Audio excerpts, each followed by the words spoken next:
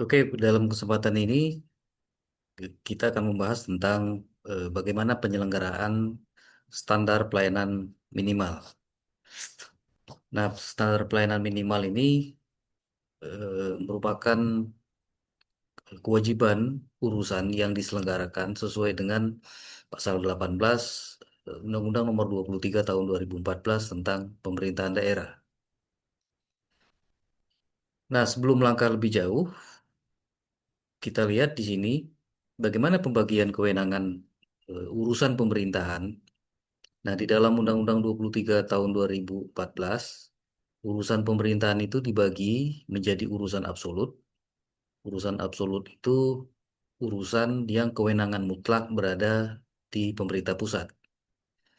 Nah, kemudian urusan pemerintahan konkuren, yaitu urusan yang dibagi antara pemerintah pusat dan pemerintah daerah.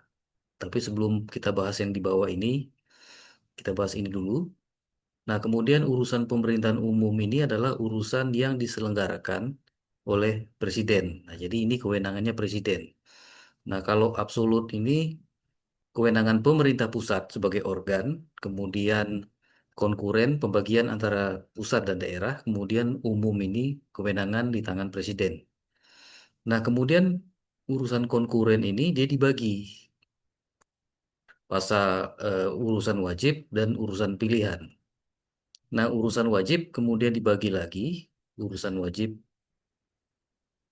yang berkaitan dengan layanan dasar dan urusan wajib yang tidak berkaitan dengan layanan dasar atau non pelayanan dasar. Nah, kita ambil di sini.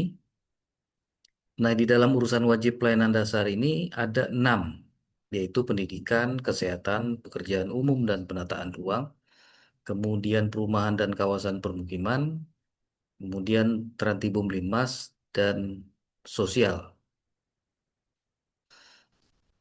Oke, Undang-Undang Nomor 23 Tahun 2014 pada pasal 18 seperti yang saya katakan tadi menyebutkan bahwa penyelenggaraan pemerintah daerah memprioritaskan pelaksanaan urusan pemerintahan wajib yang berkaitan dengan pelayanan dasar.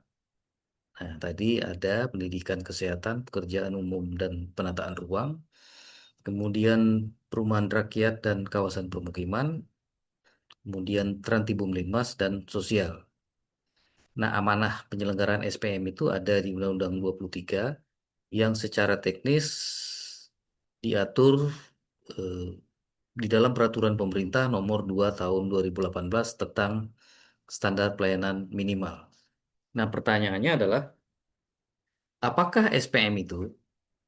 Nah, jadi di dalam penyelenggaraan urusan pemerintahan itu, SPM adalah ketentuan mengenai jenis dan mutu pelayanan dasar yang sudah menjadi hak warga negara dan pemerintah itu berkewajiban memenuhi hak dasar warga negara, baik di tingkat pusat maupun di tingkat daerah. Nah, kemudian apa tujuan SPM? Nah, tujuan SPM itu menjamin hak dasar warga negara atas pelayanan publik, kemudian memberikan pedoman bagi pemerintah daerah dalam menyelenggarakan pelayanan dasar, kemudian dia juga menjadi tolok ukur kinerja pemerintah daerah. Nah, maka nanti hasil perhitungan seluruh SPM ini akan dibuat laporan tersendiri. Kalau dulu laporannya terpisah yang disampaikan ke Direktorat Jenderal Bina Pemerintah Daerah, Kementerian Dalam Negeri. Nah, kalau sekarang dia dijadikan bab khusus di dalam laporan penyelenggaraan pemerintah daerah atau LPPD yang setiap tahun juga harus disampaikan ke Menteri Dalam Negeri melalui Direktur Jenderal Bina Otonomi Daerah. Nah, ini kita lihat jenis-jenis pelayanan minimal. Yang pertama SPM Kesehatan, kemudian SPM Pendidikan, kemudian SPM Tratibum Linmas, SPM Sosial, SPM Perumahan Rakyat, dan SPM Pekerjaan Umum. Nah, SPM ini seperti yang tadi disampaikan, perhitungan pencapaian SPM dilakukan dengan menggunakan indeks pencapaian SPM yang meliputi dua aspek, yaitu capaian mutu layanan dasar barang, jasa, dan sumber daya manusia, kemudian capaian penerima layanan dasar. Nah, sehingga formula perhitungan yang digunakan seperti yang ada di layar ini. Nah, jadi IPSPM sama dengan persentase capaian mutu minimal layanan dasar dikali bobot mutu ditambah persentase pelayanan penerima layanan dasar dikali bobot penerima layanan dasar sebesar 80. Nah, nanti setelah melewati perhitungan ini, nah maka di sini ada kategori nilai indeks pencapaian SPM. Kalau dia mencapai 100, berarti tuntas paripurna. Nah, kalau nilainya 90 sampai 99 berarti tuntas utama. Nah, kemudian nilai 80 sampai 89 berarti tuntas madya. Kemudian nilai 70 sampai 79 berarti tuntas pratama. Nah, kemudian nilai 60 sampai 69 tuntas muda. Nah, jika dia di bawah 60 atau 60%, maka belum dapat tercapai standar pelayanan minimal. Nah, saya ambil contoh karena ada 6, saya ambil satu contoh saja bagaimana cara menghitung standar pelayanan minimal. Nah, di sini kita lihat eh, cara menghitung SPM di bidang sosial. Nah, di dalam SPM sosial itu dia berfokus pada pelayanan dasar terhadap kelompok rentan, khususnya penyandang masalah kesejahteraan sosial atau PMKS, seperti anak terlantar, kemudian eh, orang lanjut usia terlantar, kemudian penyandang disabilitas terlantar, kemudian gelandangan dan pengemis, dan yang terakhir korban bencana sosial atau alam. Nah, rumus perhitungan ini sama seperti yang tadi, ini dijabarkan secara teknis. Nah, maka capaian SPM sama dengan jumlah PMKS yang menerima layanan dasar, kemudian jumlah total dibagi dengan jumlah total PMKS sasaran dikali 100%. Nah, capaian indikator SPM ini sesuai dengan Peraturan Menteri Sosial Nomor 9 Tahun 2018. Jadi di sini ada jenis layanan dasar. Di sini layanan rehabilitasi sosial dasar. Sasarannya siapa? Sasarannya adalah disabilitas terlantar. Nah, kemudian apa jenis layanan dasar berikutnya? Yaitu layanan perlindungan dan jaminan sosial. Nah, siapa sasarannya? Sasarannya adalah lansia terlantar. Kemudian layanan pemberdayaan sosial. Nah, siapa sasarannya? Anak terlantar. Nah, kemudian layanan terhadap korban bencana. Nah, kemudian sasarannya adalah korban bencana sosial alami. Nah, di sini ada contoh perhitungan. Nah, kita lihat dari jenis PMKS lansia terlantar. Nah, jumlah sasaran yang kita dapatkan 1.000 orang dalam satu contoh misalkan di sebuah kota atau kabupaten. Nah, jumlah sasaran itu 1.000 orang. Nah, sementara yang menerima layanan hanya 850 orang.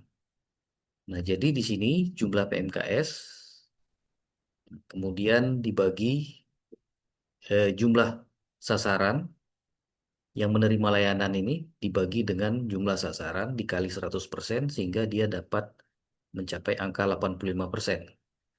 Nah, kemudian disabilitas terlantar jumlah sasaran 300 orang, kemudian yang menerima layanan 240 orang.